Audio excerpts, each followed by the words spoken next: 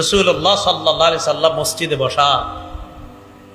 এক ব্যক্তি আসছে মসজিদে, আয়েশা নামাজ পড়ছে।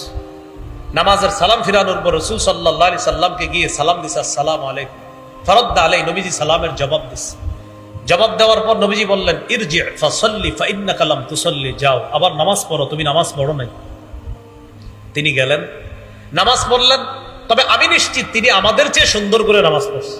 যিনি নবীজি যার নামাজের ভুল ধরতেছে, এটা আমি নিশ্চিত তিনি আমাদের চেয়ে সুন্দর করে নামাজ পড়ছে। কিন্তু নবীজির চোখে নামাজটা সুন্দর হচ্ছে না। কিন্তু এটা আমি নিশ্চিত যে এই যুগে আমরা যারা নামাজ পড়ি অনেক ভালো করে, আমাদের চেয়ে উনি ভালোই পড়ছে। তো আসছে, আসার পর নবীজি বললেন, যাও আবার পড়ো। উনি গেলেন, যাওয়ার পর রাজা ইউসাল্লি কামা সাল্লা, গিয়ে আবার নামাজ পড়লেন, ওইভাবেই পড়লেন আগের বার যেভাবে পড়ছে। ফাসাল্লামা আলাইহি, নবীজির সালাম দিলেন। জবাব দিয়ে বললেন, ইরজি ফাসাল্লি ফাইন্নাকা লাম তুসাল্লি, যাও নামাজ পড়ো, তুমি নামাজ পড়ো নাই। তিনি আবার গেলেন, আবার নামাজ পড়লেন, আবার আসলেন, সালাম দিলেন।